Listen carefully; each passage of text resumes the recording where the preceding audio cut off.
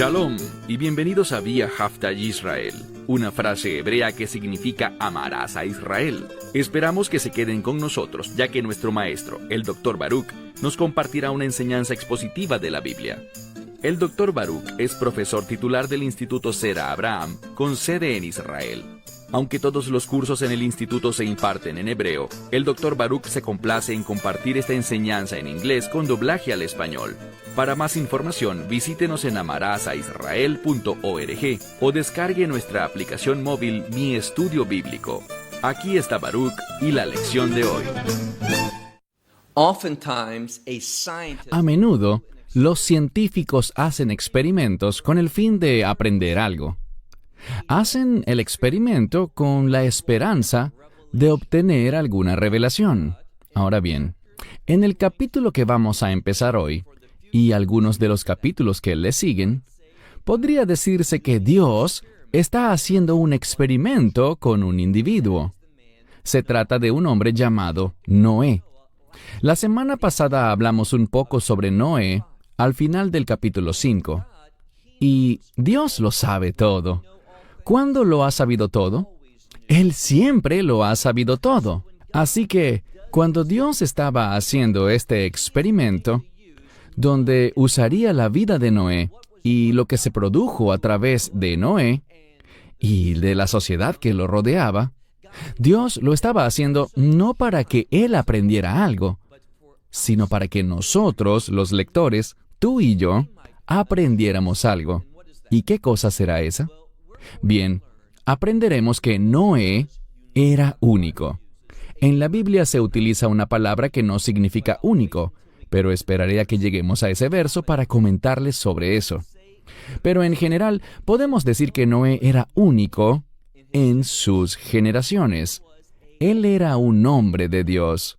La Escritura va a decirnos que él caminaba con Dios.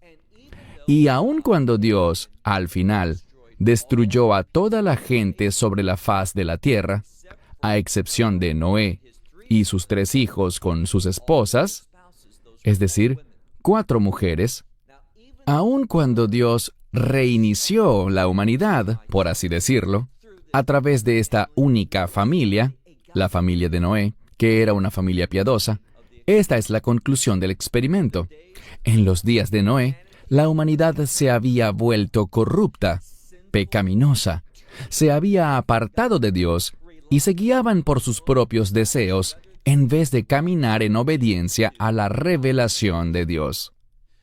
Así que Dios se deshizo de esa generación y podríamos decir que hizo un reinicio con Noé. Pero cuando llegamos a la Torre de Babel, vemos que, en realidad, las cosas no habían cambiado mucho. En la Torre de Babel vemos un claro ejemplo de hombres que querían exaltarse a sí mismos y que no querían honrar a Dios, no querían cumplir el propósito para el cual hemos sido creados. Así que el experimento con Noé no produjo un cambio en la condición espiritual del hombre. No condujo al hombre a un estado que fuera agradable a Dios. Y por tanto, el experimento con Noé fracasó. Cuando digo que fracasó, realmente no fue así, porque esto nos enseña algo. La solución al problema del pecado en este mundo no es hallar al mejor hombre y volver a empezar. La bondad del hombre no puede resolver el problema del pecado. Nunca venceremos la pecaminosidad con la bondad del hombre. ¿Cuál es la solución al pecado? La respuesta es redención. Dios nos da la redención, pero nosotros debemos responder a ella. Nosotros debemos utilizar la fe. Es hacia esto que nos dirigimos en las próximas semanas, en las cuales estaremos viendo la vida de Noé y la vida de alguien que será descendiente de Noé, Abraham, quien se convertirá en Abraham Avinu, nuestro padre Abraham. Quisiera decir algo más antes de entrar de lleno en el capítulo 6 del libro de Génesis, y es que este capítulo es difícil, es problemático. ¿Por qué lo digo? Porque nos vamos a encontrar con un par de términos que, si bien es fácil entender la traducción de estas frases en hebreo, el problema es la implicación, las conclusiones que se derivan de estas frases. ¿Qué es lo que Dios intenta comunicarnos a través de estas palabras? Es allí donde se torna bastante difícil. Busca conmigo el libro de Génesis, capítulo 6.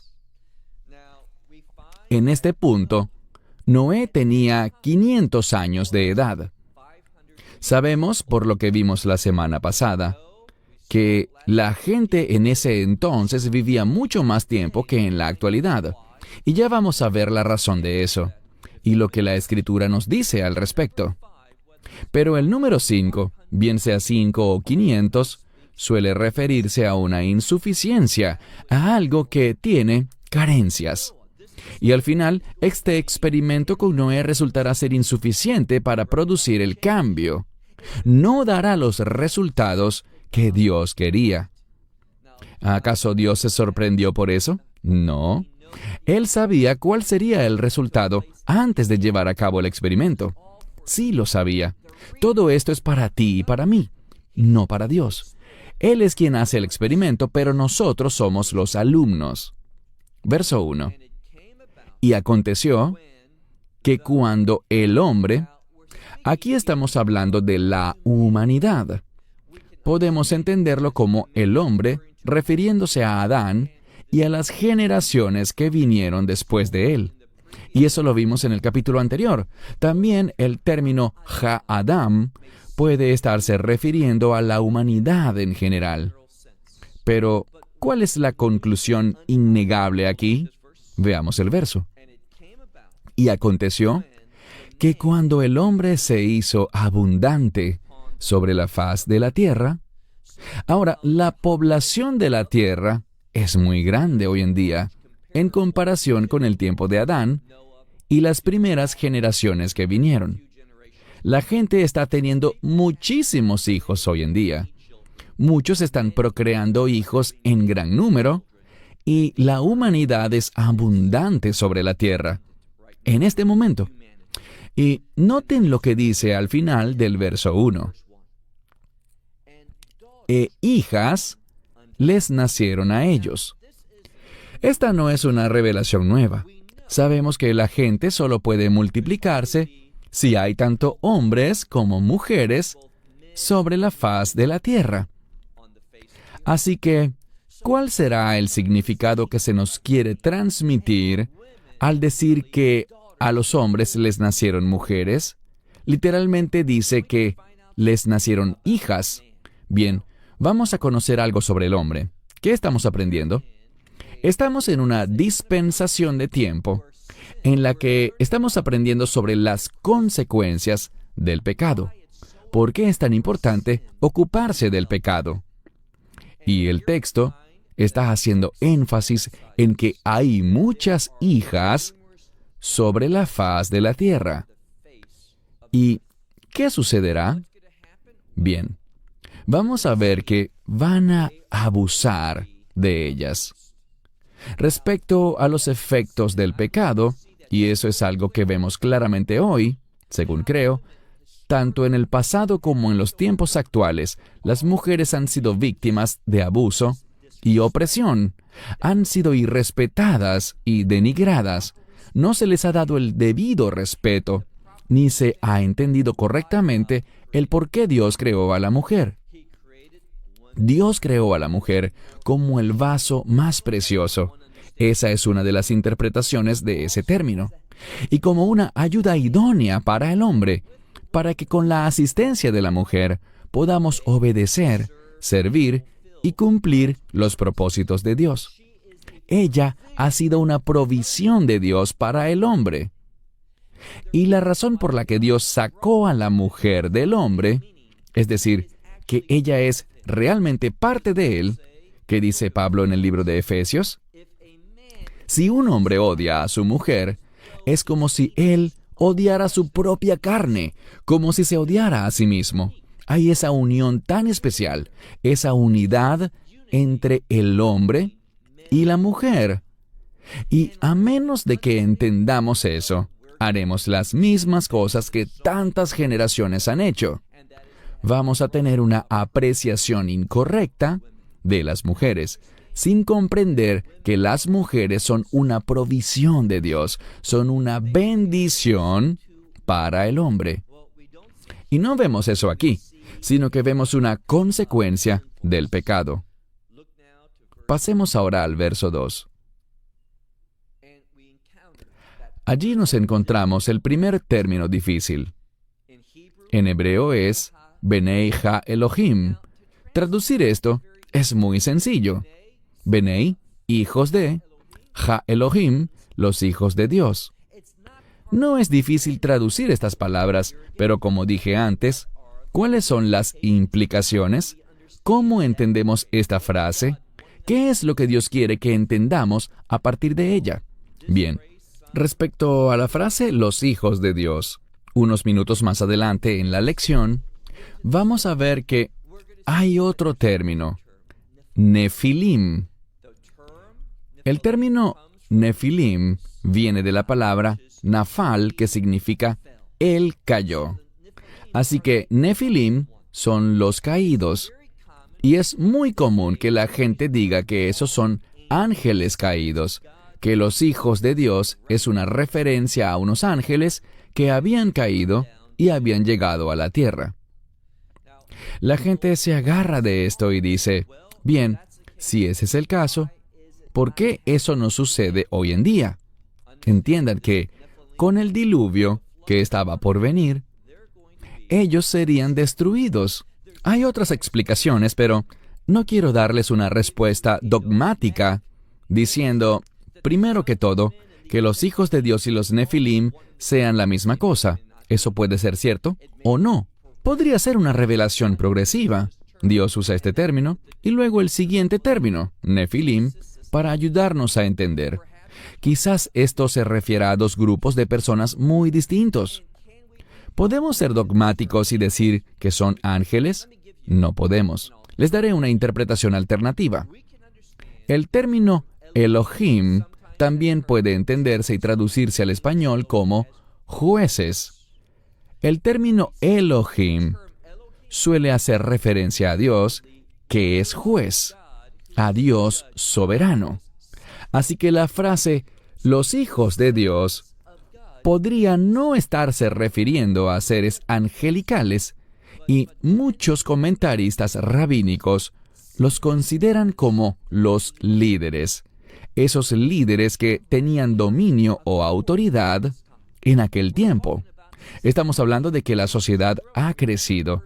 Recuerden que en el primer verso dice, y aconteció que cuando la humanidad se multiplicó enormemente sobre la faz de la tierra. Y naturalmente habría personas que estarían ocupando puestos de liderazgo. Así que en el judaísmo, muchos ven el término Benei Ha Elohim como una referencia a aquellos que tienen autoridad. ¿Y qué hicieron ellos? Bueno, ellos empezaron a profanar o a pervertir el orden, la voluntad de Dios. Y en lugar de ver a las mujeres como una ayuda idónea para los propósitos de Dios, y que solo se unieran un hombre y una mujer, como vimos que Dios lo había dispuesto al principio en el jardín, vemos algo distinto aquí. Leamos de nuevo. Y los hijos de Dios vieron que las hijas, es decir, las mujeres, esta es la palabra benot, que significa hijas, eran buenas. Algunos quieren interpretarlo como que eso significa bellas, hermosas o deseables. Y esa quizás es una de las implicaciones de lo que dice. En otras palabras, los hombres que tenían puestos de liderazgo, haciendo a un lado por un momento la interpretación de que fuesen ángeles, esos hombres que tenían autoridad, que eran líderes, vieron a las mujeres y pensaron que eran deseables, buenas ante sus ojos, como le pasó a Shemshon, Sansón, y quisieron tenerlas, y como tenían el poder y la autoridad para tomarlas, hicieron precisamente eso. Podríamos ver esto, y así ha sido durante la historia de la sociedad, como que los hombres simplemente hacían cosas porque podían hacerlas. Si tenían el poder, bueno, como dice el dicho, la fuerza hace el derecho. Así que, en lugar de que el hombre y la mujer trabajaran juntos por los propósitos de Dios, estos individuos que tenían autoridad simplemente utilizaban a las mujeres porque les resultaban deseables. Y la implicación es un deseo carnal. Y hallaremos una ayuda hermenéutica, es decir, algo en la Escritura, nos ayudará a llegar a un entendimiento adecuado. Ahora, normalmente, la palabra bueno en la Escritura no significa necesariamente bueno o agradable a la vista de los hombres. Normalmente la palabra bueno tiene que ver con la voluntad de Dios. Eso lo aprendimos en Génesis capítulo 1. Así que podemos decir, en este caso, que estos hombres de autoridad, los que tenían el poder en la sociedad, vieron que esas mujeres estaban asociadas o habían sido dadas debido a la voluntad de Dios. Por lo tanto, quisieron corromperlas. ¿Por qué? Porque ellos no querían acatar el orden de Dios. Ellos no querían acatar los planes y los propósitos de Dios. Así que se comportaron de una manera que corrompió, y por cierto, en un momento veremos que la tierra se corrompió. Y esto no fue simplemente una consecuencia que estuviera más o menos ligada de forma desconocida al comportamiento de estos individuos. Puede ser que esos hijos de Dios se comportaron de esa manera a propósito para producir esa corrupción, porque no querían lo que Dios quería. Y ese es el poder y la caracterización del pecado. El carácter del pecado es la oposición a los planes de Dios, a lo que Él quiere, a lo que Él ve como bueno. ¿Y qué hicieron estos hijos de Dios? Bien, dice aquí, y he aquí que las tomaron como esposas de entre todas las que escogieron. Esa frase significa, y la traduje de manera muy directa y literal, que ellos las tomaron como esposas de entre todas las que escogieron. Ellos no escogieron guiándose por la voluntad de Dios. Ellos no buscaron la esposa que Dios había elegido para ellos. Ellos mismos las escogieron, ellos estuvieron a cargo, hicieron lo que querían hacer. Y la implicación aquí es que no se unieron un solo hombre con una sola mujer, sino que un grupo de hombres tomó un grupo de mujeres para sus propósitos, para sus deseos. ¿Cómo sabemos eso? Pasemos al verso 3. Y el Señor dijo que no contendería. La idea es que el juicio de Dios no tardaría en llegar. Él no iba a permitir esto por mucho tiempo. Sigamos leyendo. El Señor dijo, mi espíritu no contenderá con el hombre para siempre.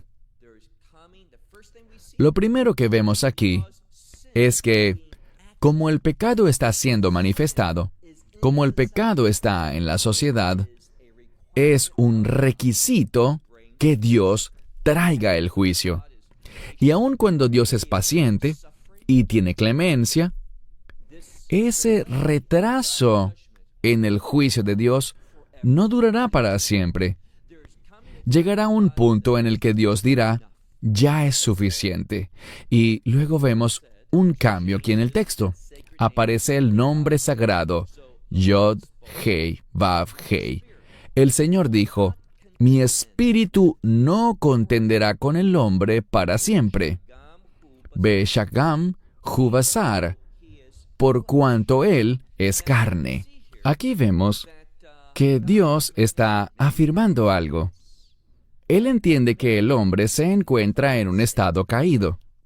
Nosotros dejamos atrás lo que Dios quería que fuéramos cuando se cometió el primer pecado. Y ahora somos carne. Bilvad, que significa solo carne. Y la carne en la Escritura siempre está relacionada con el pecado. Dios está diciendo, yo sé que son solo carne, que tienen esa tendencia pecaminosa, pero aún así, aún en esta situación, no voy a permitir que se comporten indefinidamente como seres de carne. Dios nos creó y a través de la redención nos convertimos en seres espirituales. Luego dice al final del verso 3, y los días serán, es decir, los días del hombre, serán 120 años. Algunos han interpretado esto como que quedaban 120 años en el mundo a partir de ese momento. Porque recuerden que lo último que se nos dijo al final del capítulo 5 es que Noé tenía 500 años. Y según la tradición judía, él iba a construir el arca y en eso se demoraría unos 120 años. Esa es la respuesta tradicional.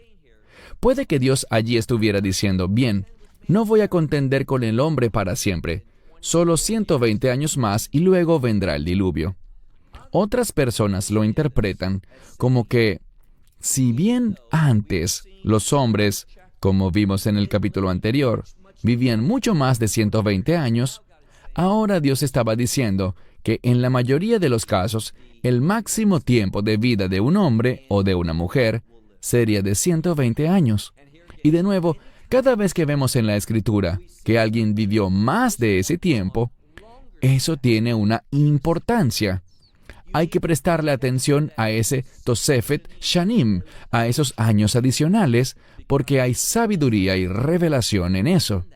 Es algo que resalta en el texto, porque se suponía que no vivieran más de 120 años, y si alguien vivió más años, ¿qué significado tiene eso? ¿Por qué razón vivieron más del tiempo? Pasemos ahora al verso 4.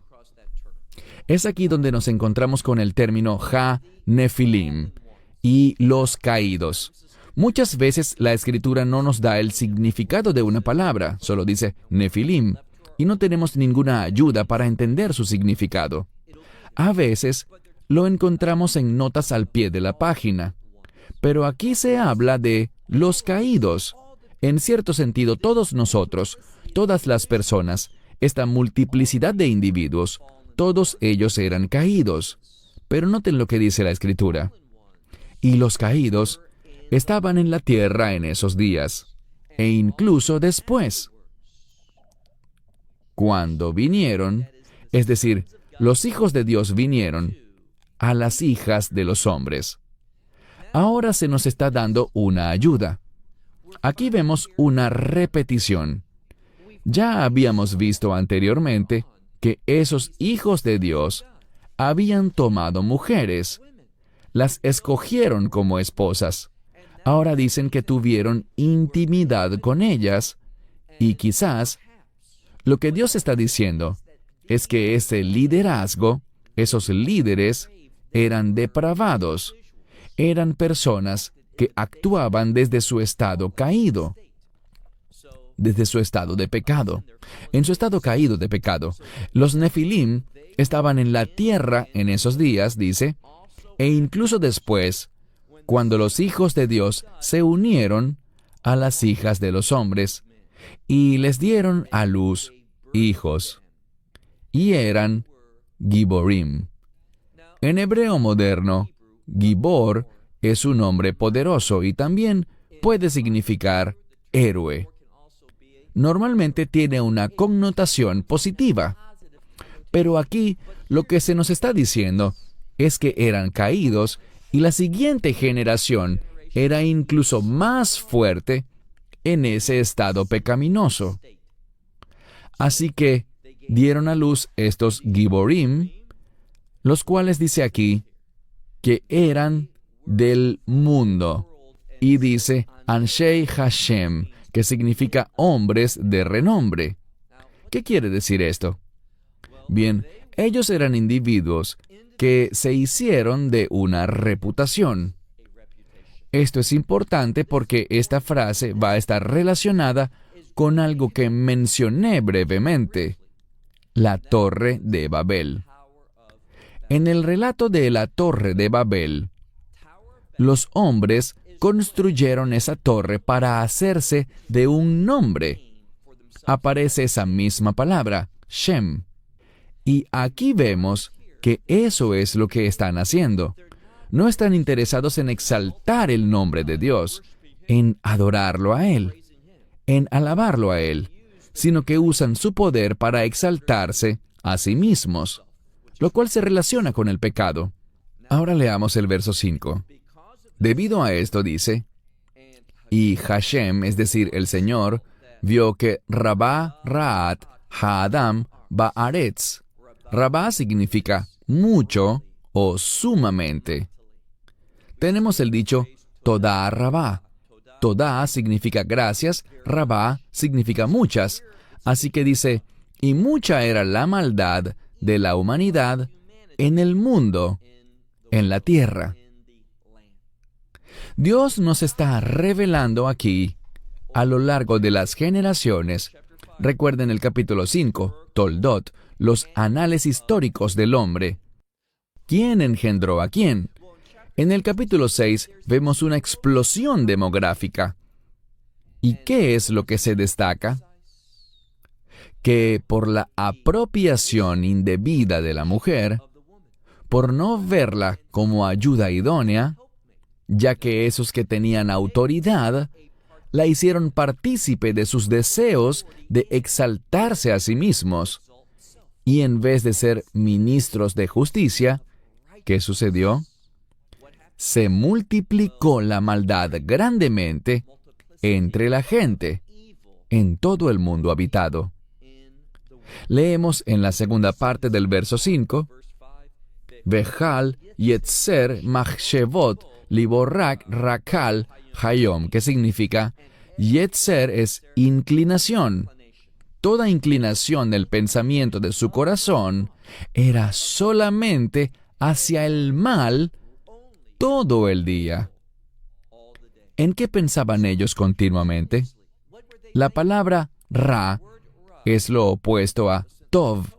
Ra significa lo malo, por cuanto está en conflicto con la voluntad de Dios. No es que sea algo malo per se.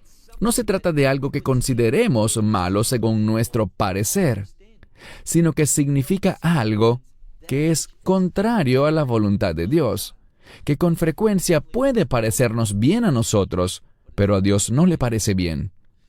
Aquí el hombre ha evolucionado, y una de las cosas que debemos comprender es la evolución del hombre, no como la enseñó Darwin, sino que aquí el hombre está evolucionando, está avanzando, pero está avanzando en maldad.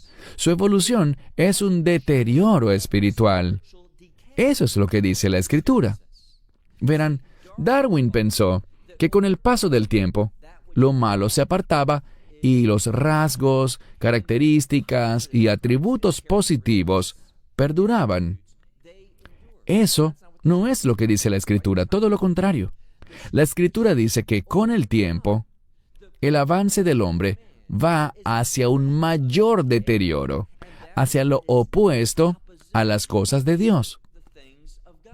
Y Dios va a responder a eso, porque su espíritu no va a contender con el hombre indefinidamente, para siempre. Sigamos leyendo. Vamos por el verso 5. Y el Señor vio que grande, esa es otra manera de traducirlo, grande era la maldad del hombre en la tierra, y toda inclinación del pensamiento de su corazón era solamente hacia lo malo todo el día. Verso 6. Y el Señor, Vaí Nahem, esta es una palabra muy importante. La palabra Nun Het Mem es la misma palabra que da nombre al pueblo Kafar Nahum. Kafar significa aldea y Nahum significa consuelo. Esta palabra es muy importante porque hará que se manifieste la voluntad de Dios. Y la voluntad de Dios lleva asociada una dicotomía. Esto es algo muy importante. Si pasan por alto esto, se perderán de algo que ayuda a entender cómo es que Dios se mueve. Les daré un ejemplo. Hay alguien que es pecador. Dios tiene una voluntad referente a ese pecador, pero hay una dicotomía, una duplicidad. ¿Qué significa eso? Dios se va a ocupar de ese pecador y lo hará en una de dos maneras. Por eso hay una dicotomía, una duplicidad.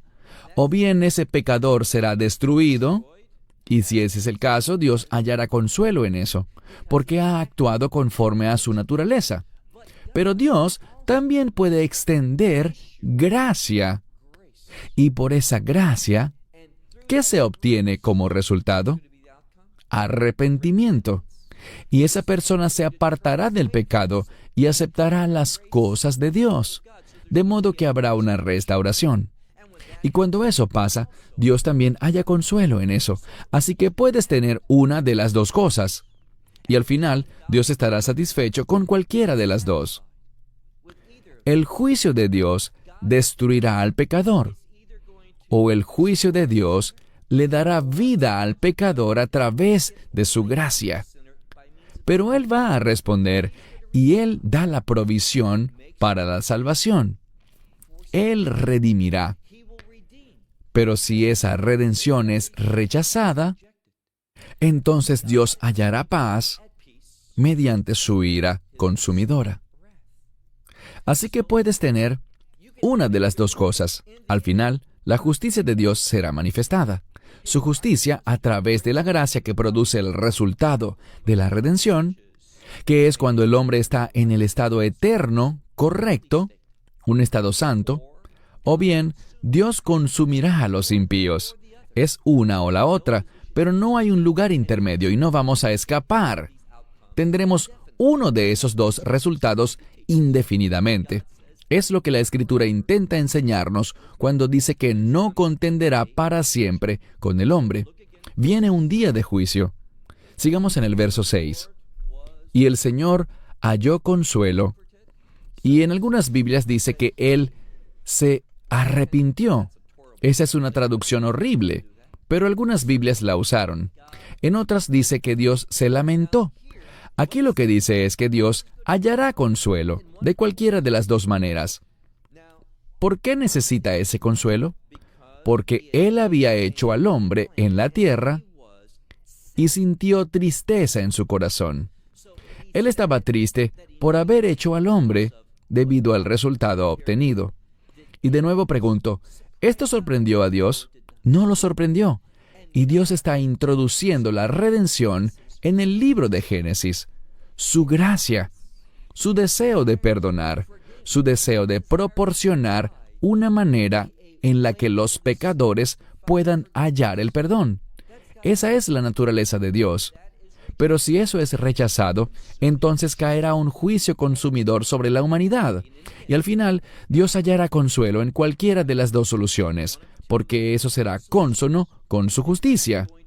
Su justicia al castigar a los pecadores y su justicia al brindar gracia para que el pecador sea transformado en una persona que pueda ser instrumento de la gloria de Dios. Una de esas dos cosas tendrá que suceder. Vamos a traducir el verso 6 de esta manera. Y el Señor lamentó haber hecho al hombre en el mundo, y sintió tristeza en su corazón. Verso 7. Y el Señor dijo, esto es lo que Él va a hacer. Él va a mostrar el juicio primero. ¿Por qué? Porque cuando se revela ese juicio, esa ira consumidora, eso capta nuestra atención y hace que le pidamos a Dios que nos muestre el camino. Eso es lo que deberíamos decir, y no todos lo hacen. Pero el que es sabio, el que entiende la revelación de Dios, sí lo hará. Entonces el Señor dijo, voy a exterminar al hombre que he creado de la faz de la tierra, tanto al hombre como al ganado, las criaturas que se arrastran y las aves del cielo. Así que será una exterminación total de su creación, de toda vida, incluyendo a las aves, las criaturas que se arrastran, el ganado y la humanidad. Porque lamento haberlos hecho. La palabra lamentar es la misma que vimos antes y podría traducirse como hallaré consuelo en esto. Porque Dios no está en paz con el pecado. No puede tolerar el pecado para siempre. Él va a manifestar sus atributos. Él odia el pecado y ama la justicia. Castiga el pecado y recompensa la bondad. Él quiere bendecir, pero los que no se dejan bendecir, ¿qué pasa con ellos? Él los maldecirá. Eso es lo que está diciendo. Ahora estamos viendo que su consuelo será la exterminación de la humanidad, de toda ella, porque no refleja sus propósitos y su gloria. Pero veamos el verso 8. Es un verso maravilloso, un verso de esperanza, porque allí Dios estaba diciendo que hallaría consuelo por haberlos hecho. ¿Y de dónde viene ese consuelo? Bien, aquí está el experimento. Leamos el verso 8. Y Noach matzah gen bei enei Hashem. Literalmente dice, y Noé halló gen, gracia, ante los ojos del Señor. La palabra gen también significa favor. El favor es algo que no merecemos, pero Dios lo otorga. Él lo otorga por una razón. Les daré un ejemplo de lo que significa favor. Digamos que hoy tienes $100. Vas al aeropuerto, llegaste a Israel y quieres cambiar los dólares a shekels. Tú das los $100 y a cambio tendrás unos 350 shekels. Eso no es favor. Eso es algo que es igual en valor. Es un intercambio justo. Pero si fueras y dieras esos $100 y en vez de recibir 350 shekels, recibieras 400 shekels, esa cantidad adicional es un favor. Recibir algo que no es merecido. Este es un mal ejemplo porque en ese caso lo correcto sería devolver los 50 shekels que te dieron de más porque fue un error. Pero tratándose de Dios, no hay errores. Él tiene la intención de darnos más de lo que merecemos. Eso es favor. Así que cuando dice que Noé halló gracia o gen, favor, ante los ojos de Dios, lo que está diciendo es que Dios tiene la intención de darle a Noé lo que no merece. Está recibiendo el favor de Dios. No lo merecía, pero Dios quiso responder de esa manera. ¿Por qué? Porque Dios no se deleita, por su naturaleza, por ser quien es. Tiene que castigar el pecado, pero Él busca la manera de mantener intacto su carácter y al mismo tiempo no destruir toda la humanidad, no destruir al menos un individuo. Pero tiene que hacerlo dentro de un marco determinado que no puede ser transgredido. Pasemos ahora al verso 9. Aquí leemos: Estas son las generaciones. Es esa misma palabra, toldot. En el capítulo 5 la vimos en referencia a Adán, el primer hombre, y ahora hay una nueva genealogía, la cual fue mencionada brevemente al final del capítulo 5, pero aquí es más específica. Estas son las generaciones de Noach o Noé. Noach fue Ish Tzadik. Él era un hombre justo. Esto es importante, Tzadik. Y también está la palabra Tamim. Noé era Ish Tzadik Tamim Haya Be Dorotav, que significa él era un hombre justo. Y luego está la palabra Tamim. Esto nos muestra algo muy importante porque la palabra Tamim está en plural y eso se puede entender como la abundancia. La palabra Tam es interesante porque puede significar el fin. Otras veces puede significar tonto, ishtam. En otras partes de la Escritura se traduce como perfecto. En algunas Biblias dice, Noé fue un hombre justo y perfecto en su generación. Quizá estás rascándote la cabeza y preguntándote, si este era un hombre justo, a quien la Escritura describe como perfecto, ¿por qué Baruch dice que esa palabra que traduce perfecto puede significar tonto? Bien, el hebreo es un idioma maravilloso. La palabra tam se aplica para alguien que es tonto, es decir, que no es inteligente como Dios. Pero aquí está la diferencia. Existe otra palabra, kasil, que significa tonto en el sentido que nosotros le damos a esa palabra. Pero un ishtam es alguien que dentro de su ineptitud entiende que si no recibe ayuda, se meterá en problemas. Que si no recibe ayuda, está en una situación desesperante. La palabra ishtam significa tonto o falto de inteligencia. Eso es lo que significa realmente, aunque muchas veces usamos este término de un modo diferente. Significa alguien que no es inteligente. Nosotros no tenemos la inteligencia de Dios. Y como no tenemos esa inteligencia, ¿qué es lo que deberíamos hacer? Apoyarnos en Él. Y esa es la clave. Un ishtam es alguien que entiende su ineptitud, su insuficiencia, ¿y qué hace? Se apoya en Dios. Y es porque se apoya en Dios que se produce esa justicia. Él confía en Dios, y el resultado de confiar en Dios es la justicia. Es cuando caminamos con Dios, vean lo que dice la Escritura en la frase siguiente, al final del verso 9. Y él caminaba con Dios. ¿Quién? Noé.